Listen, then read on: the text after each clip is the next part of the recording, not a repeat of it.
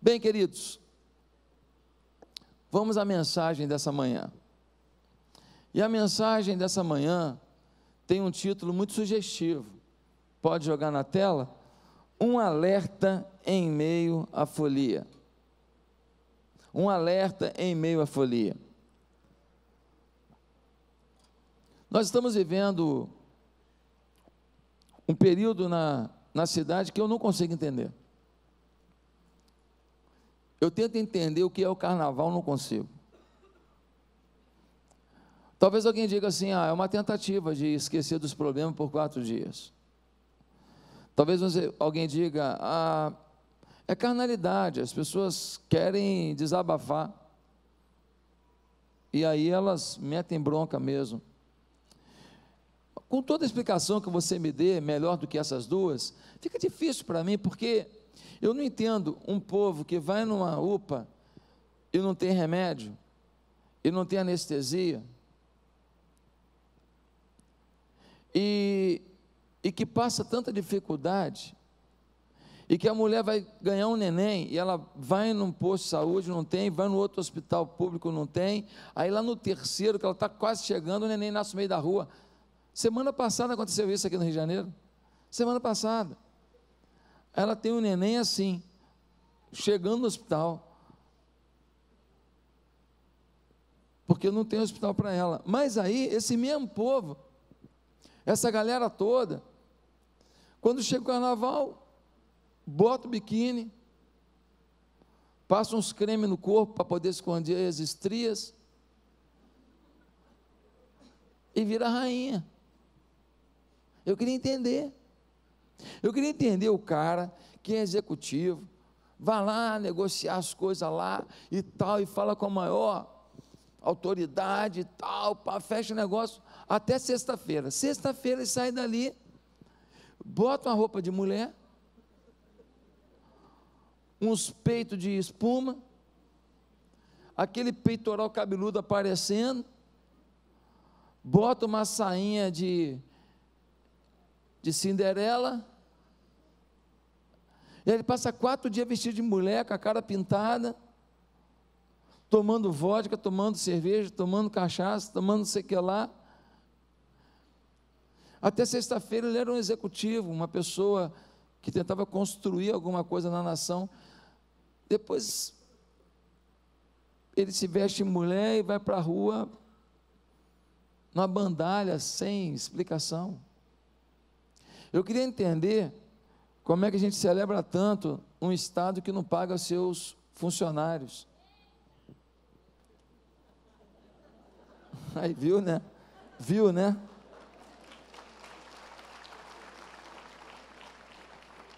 A professora foi para a sala de aula, numa escola estadual, próxima de uma comunidade muito perigosa, porque o policiamento também é precário, e aí ela corre risco, aluno de 14 anos, 15 anos, bota o dedo na cara dela, fala que vai pegá-la lá fora, fala que vai dar um tiro na cara dela se ela não der uma nota para ele passar. Ela passa por isso tudo. No final do mês ela vai lá pegar o dinheiro dela para ela pagar as contas dela. Aí não tem o dinheiro. Mas durante 4 dias, só alegria. Só alegria. Só folia. É o que eles dizem. Eu queria entender o que acontece por 4 dias, que parece que dá assim uma amnésia coletiva, e a gente finge que a gente é feliz, quando na verdade o nosso povo não está feliz, porque o nosso povo depende de uma folia fingida, de uma folia de fantasia, literalmente, enquanto que a nossa alegria, ela não vem de fora para dentro, não vem da festa que promovem. A alegria de quem tem Cristo, ela vem de dentro para fora, e quem promove é o Espírito de Deus, e não uma festa. Uma alegria que faz a gente passar pelo vale da sombra da morte, sem temer mal algum, porque Ele está conosco. A sua vara e o seu cajado nos consola. Ele prepara uma mesa diante de nós, na presença dos nossos inimigos. Ele unge a nossa cabeça com óleo, e o seu cálice transborda. de maneira que Ele nos acompanha por toda a nossa vida, até o fim dos tempos. Eu queria entender por que uma senhora que mora numa comunidade pobre, rala que nem uma condenada o ano inteiro, fazendo faxina, trabalhando de cozinheira num restaurante que a cozinha é 2x2, um calor infernal, exaustor, quebrado, mas ela se vira para pagar R$900 uma fantasia, para ter 4 dias de folia, e 361 dias de lágrimas. Falta ao nosso país uma consciência, e isso tem a ver com a gente, tem a ver com um povo que não sabe o que é ser cristão. O nosso povo é cristão, quem não é evangélico é católico. Nós não sabemos a diferença nesse país do que é ser cristão e do que é ser do mundo. Nós não sabemos o que um cristão pode e o que um cristão não pode fazer, senão ele deixa de ser cristão. Nós não sabemos o que agrada a Cristo. Ser cristão é viver segundo os padrões de Cristo, não segundo os nossos padrões. Nós não sabemos, nós somos confusos. É uma nação que a pessoa fala uma coisa tão bonita numa entrevista na televisão, mas essa mesma pessoa, ela tem uma atitude tão vulgar, tão precária, tão prejudicial à família, que você fala assim, meu Deus, fala uma coisa tão bonita ali, faz uma coisa tão ruim aqui. Se nós fôssemos um país cristão, alguns canais de televisão, alguns programas de televisão, alguns canais de rádio, tinham fechado, porque a gente não ia assistir mais. Eu peço a Deus, não para fechar certos canais de televisão, de rádio desse país, eu peço a Deus para um grupo sério, com força financeira, comprar, para ninguém que trabalha lá perder emprego, para ninguém perder emprego. Eu não estou aqui para promover desemprego, mas a minha oração é que uma Fox comprasse certos canais de televisão, certos programas, certos canais de rádio nesse país, para vir entretenimento, brincadeira, show de auditório, gincana, programa humorístico, mas assim, com um limite, eu não queria ver incesto na televisão. Está todo mundo com medo agora de falar as maiores verdades. Nós sempre tivemos, nesse país, liberdade para falar sobre alguns assuntos, outros já não tínhamos. Agora, a gente não pode falar mais nada. Agora o pessoal do carnaval, está uma discussão, porque gente que se veste de índio no carnaval, que índio não é fantasia, eles coam um mosquito, engolem um camelo, como diz a Bíblia. Será que o índio lá no meio da oca lá está preocupado se alguém vestiu de índio aqui? Mas não, é um povo assim, não, porque eu desrespeito, porque índio não é fantasia, é uma nação, é uma raça, é uma cultura, e família é o quê? A família pode ser qualquer coisa. Tu está preocupado com a fantasia de carnaval do índio. O que tem a ver uma fantasia? Você está preocupado, fica coando um mosquito, engole um camelo. Meu Deus, que loucura essa nação. Agora um rapaz jogou vôlei a vida inteira entre os homens, forte, pulmão formado como um homem, musculatura como um homem, osso de homem. Aí agora ele se entendeu trans, direito dele, nós amamos e respeitamos, e aí ele fez uma cirurgia, e aí ele pediu para jogar no vôlei feminino. Aí virou principal jogadora do país. Aí as meninas do vôlei falam assim, não é justo. Por mais que tenha feito uma cirurgia aí, a gente respeita essa pessoa. Mas é um homem jogando com a gente. Quando jogava entre os homens, ele era mais um. Nunca pegou seleção.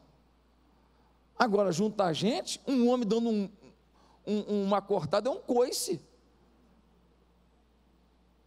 Não pode falar. A gente não pode falar mais nada.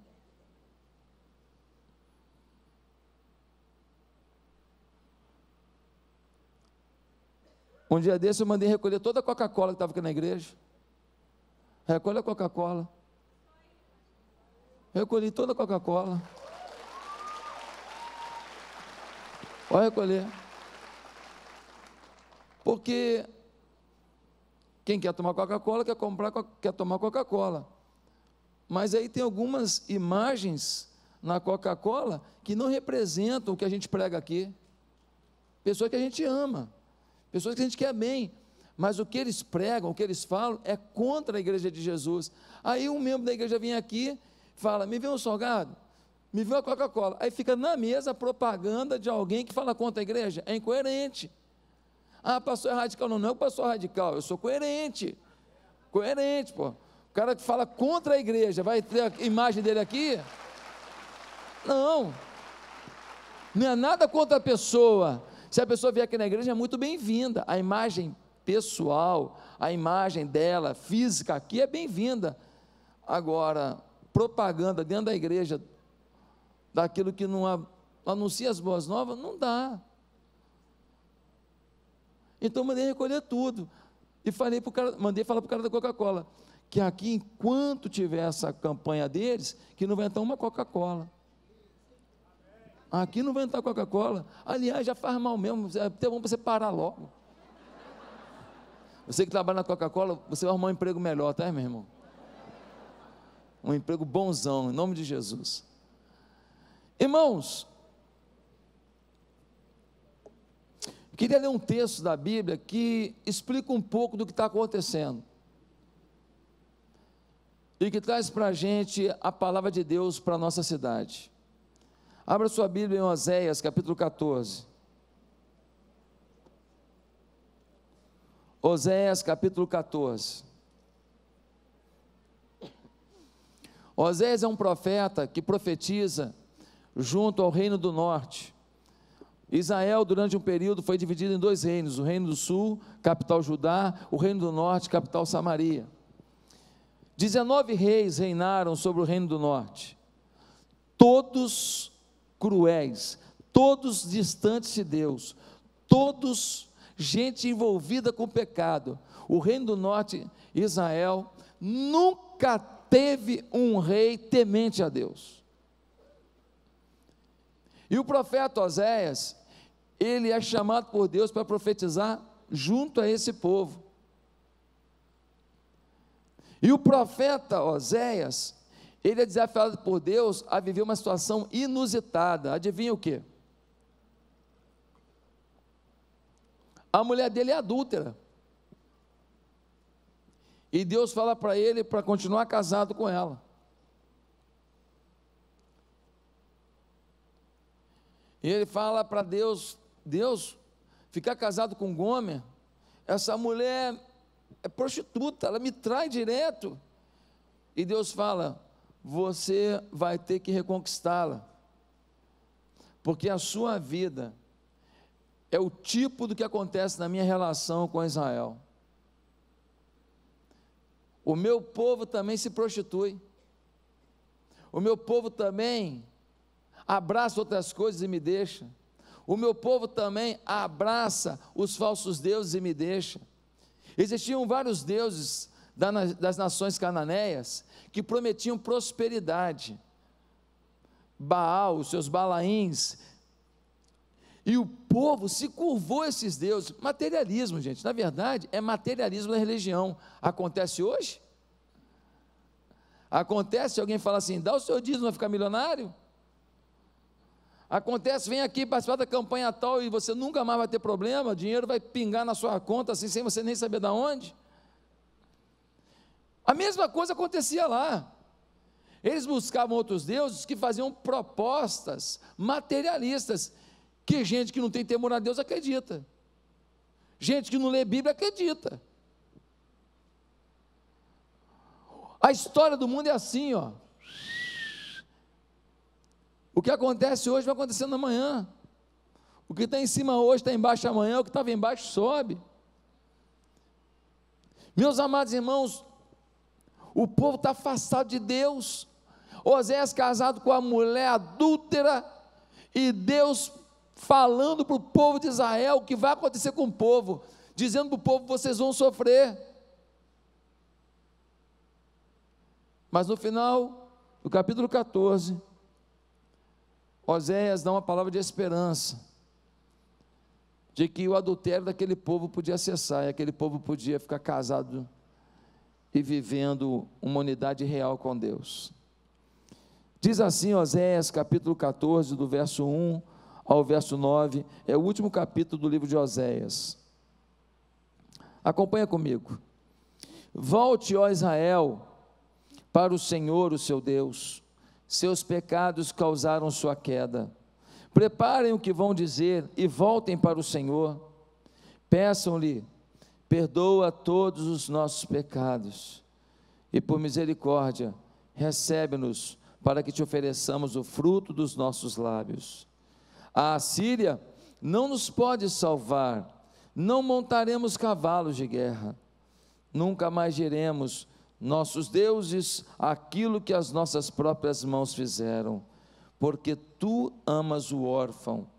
Eu curarei a infidelidade deles e os amarei de todo o meu coração, pois a minha ira desviou-se deles. Serei como orvalho para Israel, ele florescerá como lírio, como o cedro do Líbano, aprofundará suas raízes, seus brotos crescerão, seu esplendor será como o da oliveira, sua fragrância como a do cedro do Líbano. Os que habitavam a sua sombra voltarão, reviverão como o trigo, florescerão como a videira, e a fama de Israel será como o do vinho do Líbano. O que Efraim ainda tem com ídolos, sou eu que lhe respondo, e dele cuidarei. Sou como um pinheiro verde, o fruto que você produz de mim procede. Quem é sábio? Aquele que considerar essas coisas. Quem tem discernimento? Aquele que as compreender. Os caminhos do Senhor são justos, os justos andam neles, mas os rebeldes neles tropeçam. Que Deus nos revele a sua verdade, amém? Querido, Oséias 14 nos apresenta alguns alertas importantes. Nesse momento em que a nação vive o carnaval, se eu pudesse, eu falaria lá na Sapucaí, lá no Sambódromo de São Paulo, lá em Manaus, em Parintins, eu falaria em cada bloco de rua, os alertas que nos são dados por Oséias nesse capítulo. E o primeiro alerta que Oséias nos dá é que a cidade tem menos motivo para comemorar do que para lamentar. Ele vai dizer no versículo 1: pelos teus pecados estás caído. Ele está dizendo: olha, você está pensando que a economia que está gerando o seu problema? Você está achando que é a dificuldade mundial que está gerando o seu problema? Você está achando que foi um político que destruiu, porque ele não teve habilidade, a situação do estado, do município, do país? O que Oséias está dizendo não é exatamente isso, é o que está por detrás disso. O que está destruindo a sua nação é o pecado. Ele é claro em dizer: volte, ó Israel, para o Senhor, o seu Deus, seus pecados causaram sua queda. Irmãos, nós temos a mania de olhar apenas o que está na foto do jornal, não olhamos o que está por detrás disso. O grande problema das nossas empresas, o grande problema dos nossos políticos, o grande problema da nossa nação, o grande problema do nosso judiciário, o grande problema da nossa economia, é pecado. Pecado, queremos a bênção pecando, queremos o milagre pecando, queremos a vitória pecando. O reflexo daquilo é o que a gente vê na vida das pessoas. Gente que vem na igreja, ouve a palavra, mas não quer mudar, e diz assim: pastor, eu não vou batizar, porque eu sou uma pessoa genuína. E eu falo: por que você não quer batizar? Porque eu sou genuíno, eu tenho umas coisas na minha vida que eu preciso consertar. E eu digo: mas por que você não luta para consertar, ao invés de ser tão genuíno e morrer no inferno? Ou se você já é convertido, mas tem ainda uma luta, por que você não tenta consertar para poder viver o reino mais intensamente? E acreditar que Deus pode te produzir alegria, mesmo você abrindo mão daquilo que hoje te dá um gosto de alegria em algum momento, um gosto de prazer por alguns minutos, um gosto de reconhecimento por algumas horas. Por que você não larga isso e vive a essência da fé, crendo que Deus tem muito mais alegria para produzir? Afinal de contas, a alegria do Senhor não está circunscrita a um momento do entretenimento, da motivação, da alegria, do reconhecimento, do sexo, da bebedeira que alguma coisa te dê. Meus amados, infelizmente, nossa nação está caída. Caída em quê, pastor? Primeiro, caída moralmente. Moralmente, não há integridade na palavra. Olha o que vai dizer o versículo 1, o versículo 2: porque nela não há verdade. Não há verdade. Nós somos um lugar de mentiras, uma nação que finge, é esperteza para tudo quanto é lado, é o tempo inteiro alguém te mandando um negócio que, se você for acessar lá na internet, os caras copiam os seus dados, roubam tudo. Você vai num caixa automático e você fica, aí a tela, o botão é aqui, mas a tela é assim, então o cara está no outro aqui, ó, só vendo quanto que você tem. Você tem que ficar assim, ó, protegendo, para não ser assaltado. Um país que as pessoas inventam um jeito de te roubar o tempo inteiro. Até o Estado, às vezes, inventa um jeito de te roubar. Certas coisas que são cobradas das pessoas são injustas. Meus amados irmãos, por que está caída moralmente? Porque não há respeito à vida alheia. Olha o versículo 2: preparem o que vão dizer e voltem para o Senhor, peçam-lhe: perdoa todos os nossos pecados e por misericórdia recebe-nos, para que te ofereçamos o fruto dos nossos lábios. Ele está dizendo: nós queremos te oferecer o fruto dos nossos lábios, tem que prevalecer a nossa verdade. Nós não estamos caminhando na verdade, mas esse povo está no versículo 3, a Assíria não nos pode salvar. Sabe por que ele está falando isso? Ele está falando isso porque esse povo está sendo ameaçado pela Síria, e esse povo está agora vivendo a mesma miséria moral da Síria, e está agora vivendo a mesma violência da Síria. Eles não têm respeito pela obra alheia, pela vida alheia, como vão se associar com um exército maldoso, um exército cruel, que não respeita as pessoas. Domingo passado nós falamos do que era esse povo assírio, como eram cruéis com as pessoas, como maltratavam as pessoas. Agora, uma nação que foi resgatada por Deus, dizendo que ia fazer associação com gente cruel e violenta. não há respeito pela propriedade particular. O texto vai dizer que só prevalece nesse lugar o quê? O furtar, o arrombamento. Não há respeito pela pureza da família. Essa nação é acusada de adultério, assim como Gomer, a mulher de Oséias, também adulterava. Meus amados, hoje, eu trabalhei fora, eu trabalhei muito tempo secularmente. Eu vou te dizer que um homem que vai trabalhar em outro estado, o taxista já oferece porcaria para ele. Já tem uma engenharia do mal instalada. A gente chega numa cidade como São Paulo, como Porto Alegre, como Belo Horizonte, e ele nota que você está ali a trabalho, e o taxista pergunta se você não quer ir numa casa de prostituição. Já fala para você assim, ó, tem umas mulheres maneiras lá, rapaz. É assim. Você chega em alguns hotéis de São Paulo, tem catálogo para chamar prostituta. É uma coisa muito triste como é. Agora, nós vimos esse escândalo aí das ginastas, as meninas ginastas lá dos Estados Unidos. O médico abusava das meninas na frente da mãe. A mãe está ali, ele ficava meio na frente, e ele abusava das meninas. Grandes ginastas, algumas foram campeãs olímpicas.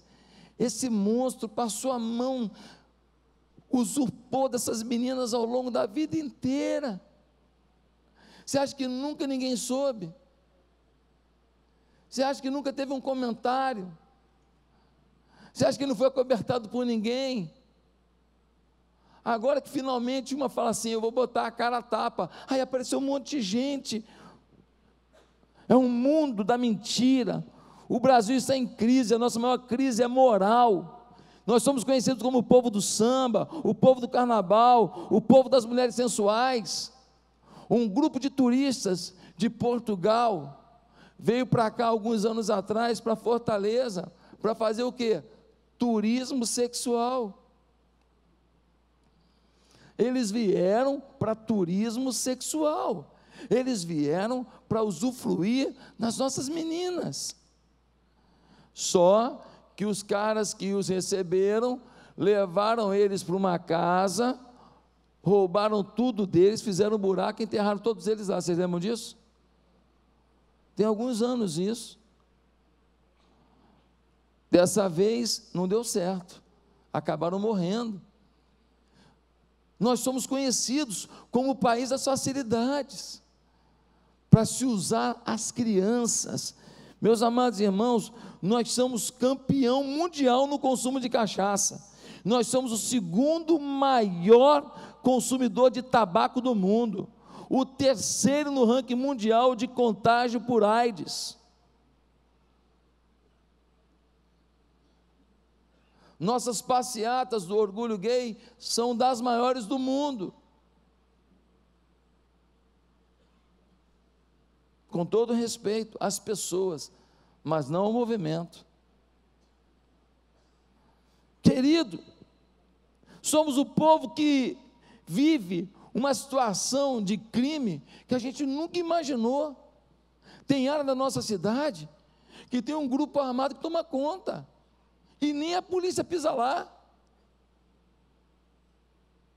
Sim ou não? É loucura isso. Uma cidade como o Rio de Janeiro, uma metrópole do mundo, uma das maiores cidades do mundo, tem uma área que nem a polícia vai lá. Não, essa aqui é do tráfico, essa aqui é da milícia, essa aqui é do não sei o que e tal. Está dividido. E você, cidadão, não pode ir lá visitar a sua tia que mora lá. Não pode entrar lá. Um dia eu fui pregar numa comunidade, aí eu cheguei, e aí eu estava com a lanterna do carro ligada, porque era noite. E aí o cara botou um fuzil na minha cara.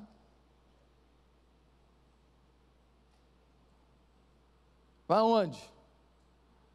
Aí eu falei, eu vou pregar na igreja batista ali e tal. Aí ele, quando foi entrar aqui, meu irmão, acende a luz interna aí. Falei, tá, não sabia, desculpe. Tem que pedir desculpa. Tem que pedir desculpa. Pedir desculpa de estar indo a uma igreja, num bairro que tem trabalhador. Meus amados, no passado, grandes impérios caíram por causa de suas orgias. A Babilônia caiu numa noite de orgia. O Império Romano só caiu nas mãos dos bárbaros porque estavam podres por dentro. O nosso país é um país das orgias. Brasília é o lugar das orgias.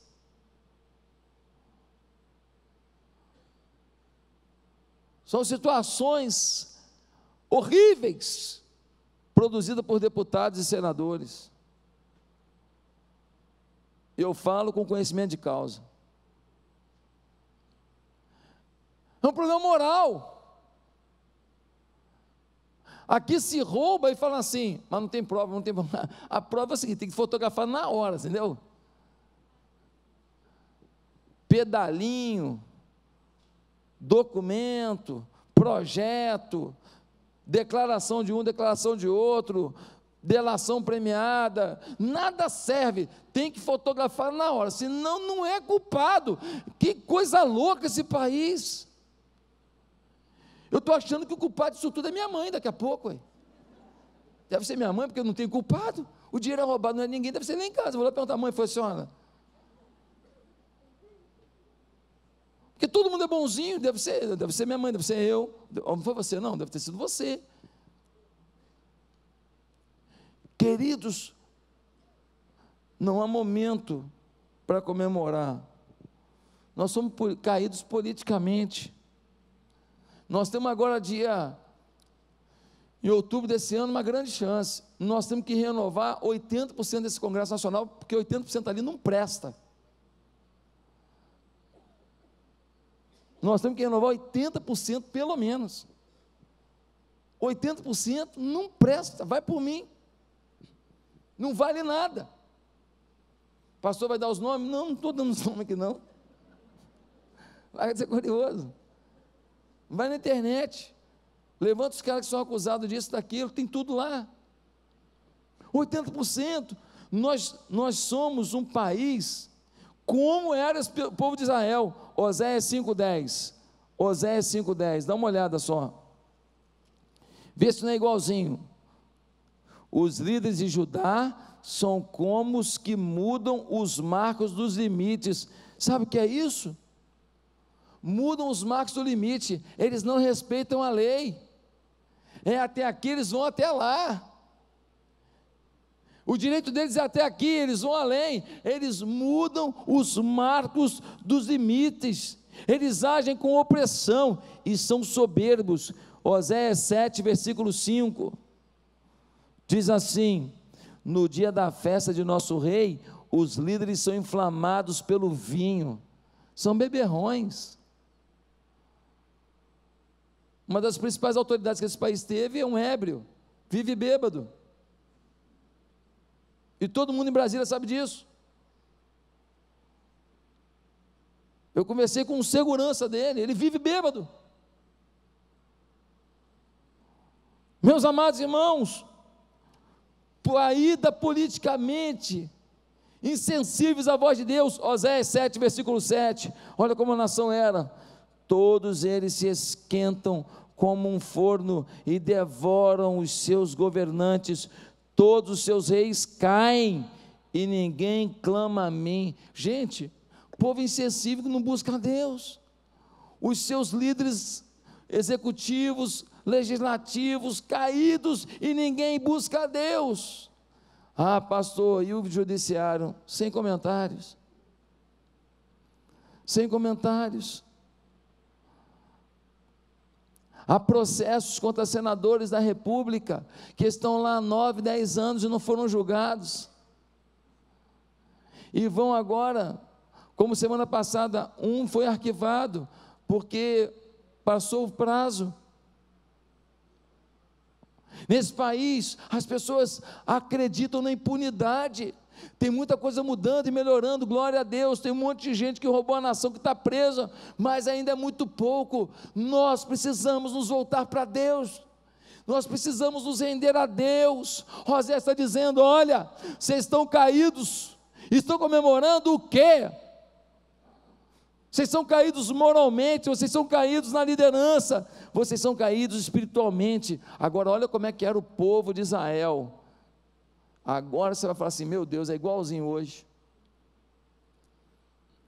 Por quê? Porque o povo era caído espiritualmente, porque seus líderes eram caídos espiritualmente.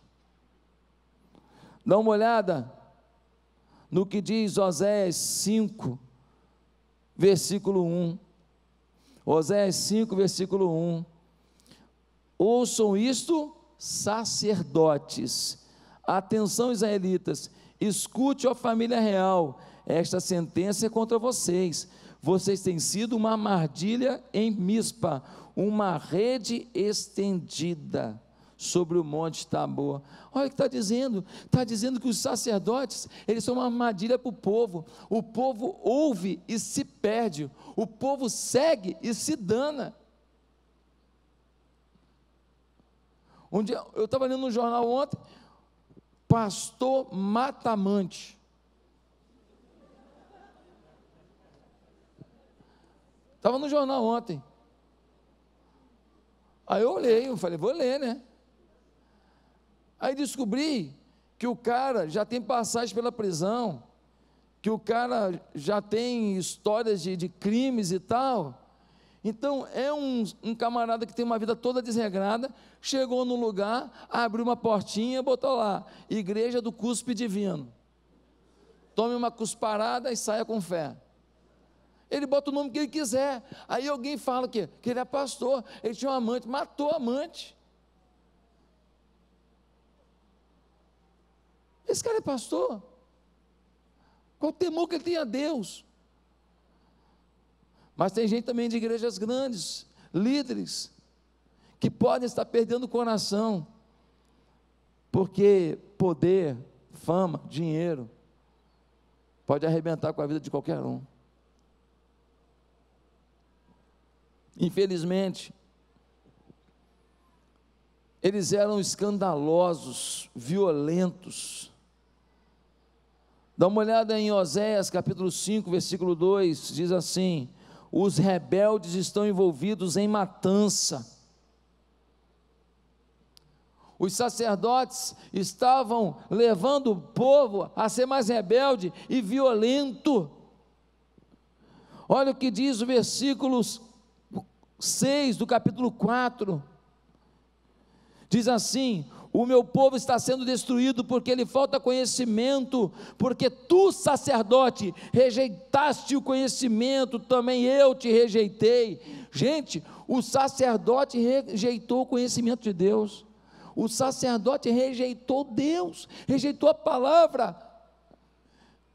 Tem muita gente aí liderando, pregando outro evangelho, rejeitou a palavra. Ele tem um objetivo, ele prega o que ele quer, ele usa isso aqui como apenas um apoio, não é a centralidade. Pega um texto fora de contexto. Eu não estou falando aqui da igreja evangélica, da igreja católica, eu estou falando da igreja cristã como um todo. Estou falando o seguinte: o que se tem pregado, muitas vezes faz o povo se corromper mais. Tem muita gente pregando coisa boa, tem muita gente fazendo coisa boa, tem muita gente fazendo algo lindo, eu sei disso, mas nossa nação precisa de um avivamento. Nossa nação precisa de um avivamento, e esse avivamento tem que começar por dentro das nossas igrejas, não vai começar lá fora. Tem gente que está dentro da igreja, mas se acomodou em vir a um culto, em receber uma palavra, a ouvir um louvor, botar uma ofertinha no altar, e tem uma vida assim, meio que, olha, não, eu vou à igreja, eu gosto da palavra, eu gosto do louvor. Deus não te chamou só para isso. Deus nos chamou para algo a mais. Pastor, eu sou uma enfermeira, chefe no hospital onde eu trabalho, eu lidero 300 enfermeiras, eu sou uma mulher lá muito requisitada, pois aí no reino quem você é? O que você fala do amor de Deus para essas 300 enfermeiras que você coordena? Como você age? O que você realiza no reino de Deus? O que a sua igreja recebe de motivação, de trabalho, fruto dessa sua dedicação e desse preparo que você teve em cursos, em simpósios, em coach, em faculdade, em mestrado? O que o reino cresce? Ah, pastor, eu sou empresário fera, eu tenho 18 empresas, todas elas estão faturando muito, e pastor, é vitória sobre vitória. Glória a Deus, que bom, que alegria, você está produzindo emprego, isso é uma dádiva do céu, que coisa boa. Mas a pergunta que eu faço: quem olha para você vai se converter? Você tem 18 empresas, 1.800 funcionários. O que você faz para os 1.800 aceitarem Jesus? Porque eles estão lá, Deus te deu autoridade sobre eles, Deus te deu liderança sobre eles. Use a sua autoridade, sua liderança, para testemunhar da sua fé. Pastor, eu sou um professor universitário. Aliás, eu oro ao Senhor que muitos aqui se tornem professores universitários, porque o projeto marxista, comunista nesse país, 40 anos atrás tomou uma decisão: vamos apoiar algumas pessoas para que eles se tornem professores universitários, e são eles que estão formando agora os outros profissionais que vão para o mercado, acreditando numa proposta que não vai resolver em nada, gente. Pastor, qual a principal diferença entre o comunismo, esse socialismo profundo, e o capitalismo? Eu não sei muita coisa não, mas uma eu sei: a principal diferença é comida. Tem 40 mil venezuelanos em Roraima, passando fome, mas chega aqui no Brasil, estão recebendo uma quentinha. Você acha que eles vieram para o Brasil para ficar no meio da rua lá, acampado, dormindo no chão? Por quê? Porque eles adoram o Brasil? Os caras saem lá de Cuba, uma nação linda, meu Deus, tenho vontade de ir lá, nunca fui, coisa linda, linda, linda, praias paradisíacas, eu nunca fui, mas eu já vi muita foto, e a minha mulher sabe tudo quanto é itinerário para lá já.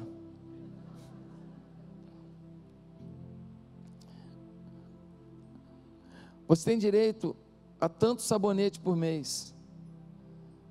Se você quiser tomar mais um banho, você não tem sabonete. Você não tem papel higiênico sobrando.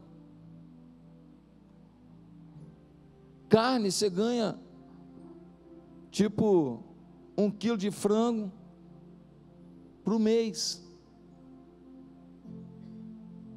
Aí você come a unha do frango um dia, o dedo do frango no outro, para dar um gostinho. Eu não sei, eu não sou político, eu não estou nem aí para isso, eu só queria que a gente parasse bobeira no país. Ah, o capitalismo é que é bom? Não, quem sou eu que falo de capitalismo? Eu estou nem aí para isso, eu estou aí para falar de Jesus, de respeito às pessoas, de respeito até a opinião muito ruim, mas respeito. Agora não posso dar uma opinião e ser criticado, ser alijado, ser isso, ser aquilo. Nesse país não se respeita a opinião das pessoas. Você tem uma opinião, você tem um partido político, você tem direito. O outro tem uma opinião, tem um partido político, ele tem direito. Vamos nos respeitar. Não vamos para a rua fazer baderna e quebrar as coisas não. Vamos ameaçar de morte as pessoas não.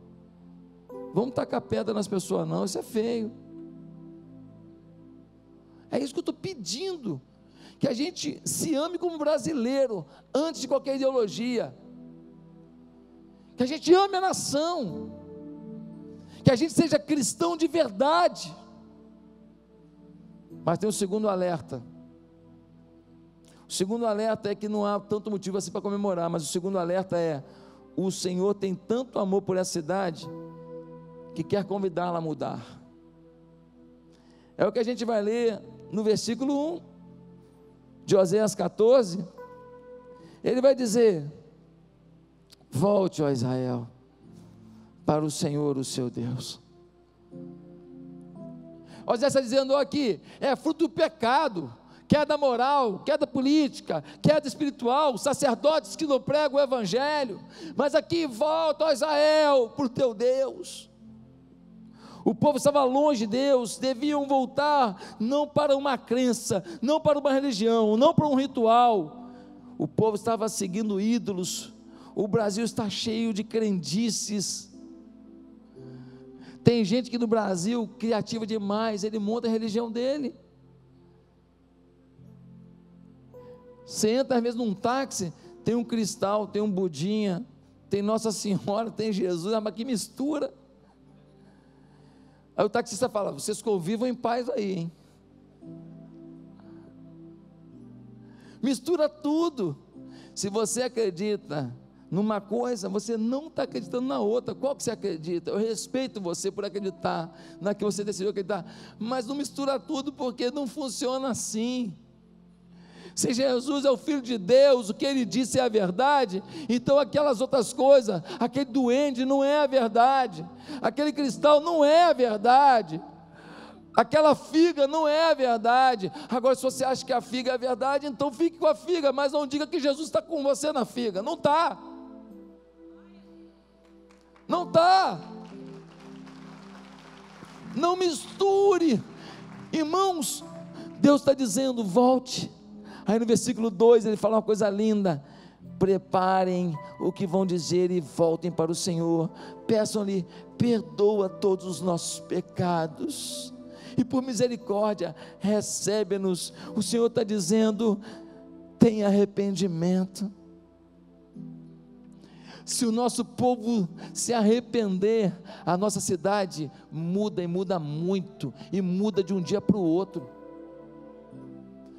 Se o nosso bairro se arrepender, se a nossa cidade se arrepender, se o nosso estado se arrepender, se as nossas lideranças se arrependerem, se os nossos governadores, prefeitos, deputados, vereadores se arrependerem, Deus faz algo inacreditável nessa nação.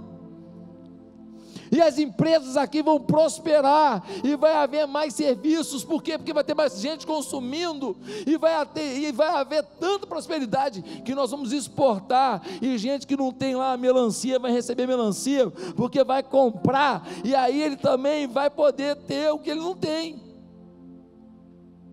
E nós vamos poder mandar mais missionários pelo mundo, e os missionários vão levar esperança, e nós vamos poder contribuir para que a gente vá lá no cantão e ajude esse povo a ter talvez uma fábrica de pão, para dar sustento a uma comunidade pobre. Mas eles vão fazer pão e vender pão, e agora todo mundo tem trabalho, porque eles primeiro tiveram o pão da vida, Jesus. Ele exige arrependimento, mas Deus também quer ver a conversão. Versículo 2 que nós lemos diz: recebe-nos, para que te ofereçamos o fruto dos nossos lábios. Ou seja, nós vamos oferecer algo diferente. Nos recebe, que agora vamos oferecer o que te agrada. É a conversão, é mudança de postura, é mudança de vida. Deus quer que a gente confie nele. No versículo 3 a gente vai ler: a Assíria não nos pode salvar, não montaremos cavalos de guerra, nunca mais diremos nossos deuses aquilo que as nossas próprias mãos fizeram, porque tu amas o órfão. Deus está dizendo: não confie em exército da Síria, não, confia em mim, tá? Não confie no seu dinheiro, não, confie em mim. Não confie no seu diploma, não, confie em mim. Não confie no seu tio que vai te dar um emprego, não, confie em mim. Não confie nesse concurso público que você fez, não, confie em mim. Não confie na sua casa bonita, no seu carro bonito, não confie. Confie em mim. Confiança. Ele quer arrependimento, ele quer ver conversão, ele quer ver confiança. Mas tem um último recado.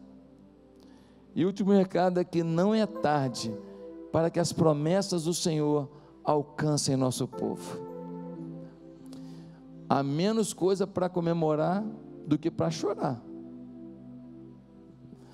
O Senhor tem tanto amor que convida ao arrependimento e conversão. Ainda é possível, vai depender da gente levar essa mensagem. Mas a última afirmação de Oséias é que não é tarde, para que as promessas do Senhor alcancem o nosso povo. Olha o versículo 4, que coisa linda. Deus falando: eu curarei a infidelidade deles e os amarei de todo o meu coração. Coisa linda, eu vou curar o coração dessa mulher que chora, desse marido abandonado, desse menino que o pai morreu, fruto de um tiro, uma bala perdida. Eu vou curar. Olha o versículo 4, vai dizer: pois a minha ira desviou-se deles. Deus está dizendo: eu vou esquecer tudo, eu vou aniquilar tudo que eu vi de pecado deles, eu vou ter um novo momento com eles. Depois no versículo 5 vai dizer: serei como orvalho para Israel, ele florescerá como lírio, como o cedro do Líbano, aprofundará as suas raízes. Deus está dizendo: ei, vai haver renovo, avivamento, novo olhar, novo pensamento, novos projetos, novos sonhos, novas conquistas. Aquela moça que você era, vai morrer, vai ter uma moça muito mais linda, muito mais especial, muito mais feliz consigo mesma, vai olhar no espelho e vai falar: sou linda, dane-se o resto. Vai dizer para Deus: Deus, me usa. Vai ter aquele cara que era um camarada que não acreditava nele, perdeu tudo quanto é emprego, não parava em emprego nenhum, ele vai estar agora feliz, dizendo: eu vou dar a volta por cima, eu vou alcançar novos rumos, eu acho que vou montar um negócio, eu estou com uma ideia aqui, eu vou ser um grande empreendedor, e ele vai alcançar a vitória. Avivamento, avivamento. Mas ele vai dizer, quando diz que vai haver o orvalho, ele está dizendo que vai haver frescor na vida. Ah, meus irmãos, a vida às vezes é doída, não é? Pastor, eu tenho dinheiro de sobra. Pastor, eu moro numa casa confortável. Mas você tem filhos, talvez tenha netos. Nunca pense numa promessa só para você. Você tem uma família no mundo caído, que se você não ajudar a mudar, você não sabe se a sua alegria de hoje vai sucumbir diante da sua dor de amanhã. Por isso, nós vamos declarar pela fé que nós vamos dar o nosso melhor para Deus, e que as promessas do Senhor acompanharão nossos filhos e netos, alcançarão as nossas gerações, fluirão sobre aqueles que nós amamos, alcançarão nossos irmãos, os nossos pais, os nossos filhos, alcançarão os nossos funcionários, que tem funcionário que você gosta dele, é ou não é? Foi parceirão teu a vida inteira. Alcançarão os seus colegas, tem colega que é gente boa, 30 anos na mesma pelada, amigão, estava lá no hospital naquele dia que você passou mal, você vai deixar ele para o inferno? Teu amigão, teu brother, comeu churrasco com você a vida inteira, foi a muitas festas com você, aí agora você conhece Jesus, você vai para o céu e ele vai para o inferno, é isso mesmo? Como é que você pode achar que esse texto de Oséias não é para você? É para você. Esse povo que está acomodado somos nós. Por isso eu quero terminar lendo um versículo, capítulo 4 de Oséias, versículo 6. Capítulo 4 de Oséias, versículo 6. Diz assim,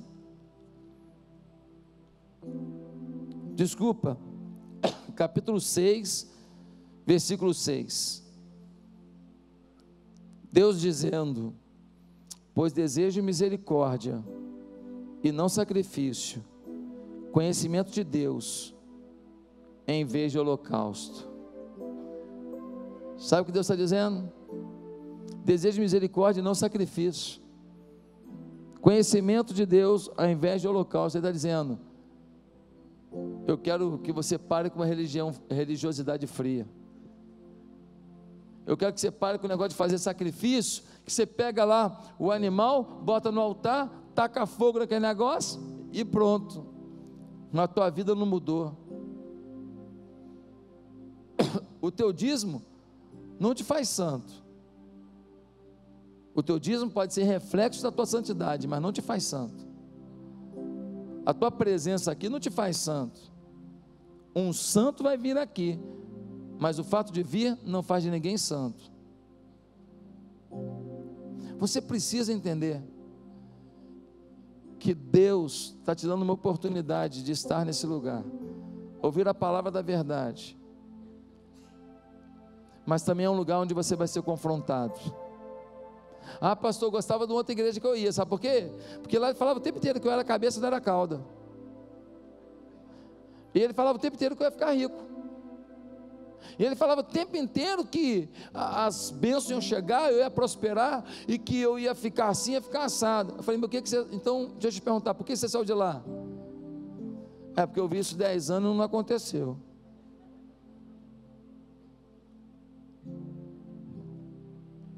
Você não é cabeça, você é cabeça, não é cauda mesmo não. Você é próspero em Deus, é mesmo. Só, querido, que o pecado interrompe isso. O que faltou na outra pregação foi dizer: arrependa-se, que tudo isso que eu estou dizendo será verdade. O problema é que nós queremos todas as conquistas sem a transformação do coração. Nós queremos todos os milagres sem uma vida de oração. Nós queremos todo o poder sem a leitura da palavra poderosa. Assim não dá. Tudo que você ouviu lá é verdade. O problema é que não te confrontaram para viver a verdade de quem é você. Bota o espelho aqui. Quem é o Josué?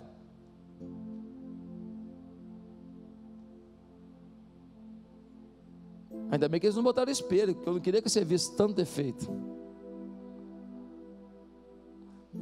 Nós somos defeituosos, mas nós somos renovados em Deus. Ele nos ama, e apesar das nossas imperfeições, Ele nos abençoa. E quando a gente dá o mínimo suspiro de arrependimento e fala: Deus, me perdoa, Ele fala: meu filho, como eu gosto de ver você dizendo: me pega no colo, pai. É tudo que eu quero, te pegar no colo, filho. Tudo que eu quero é te abençoar. Se você é gari, se você é um empresário famoso, se você é um artista, um jogador de futebol, não importa aonde eu te coloquei, eu quero que você seja usado para o louvor da minha glória, e eu quero levá-lo a uma nova fase de vida, a uma nova etapa de vida, a um novo estágio de vida. Eu quero te abençoar, mas eu quero abençoar a santidade que eu vejo na tua vida. Eu quero abençoar o compromisso que eu vejo na tua vida. Eu quero abençoar a dedicação que eu vejo na tua vida. Eu não quero te abençoar você vivendo negligentemente e você ficar mais negligente ainda, porque você recebe a bênção e não reconhece de onde vem a bênção. Fala de boca, mas não vive a crença. Quem está me entendendo, diga: eu estou. Curva a sua cabeça, nós vamos encerrar o culto. Eu quero perguntar se tem alguém aqui que nessa manhã ouviu essa palavra e disse: meu Deus, tem um monte de bênção minha retida, né? Eu quero me voltar mais para Deus, que essas bênçãos que o Senhor teve que reter, eu quero sobre a minha vida. E eu quero a bênção não só para mim, eu quero a bênção para as minhas filhas, para os meus filhos.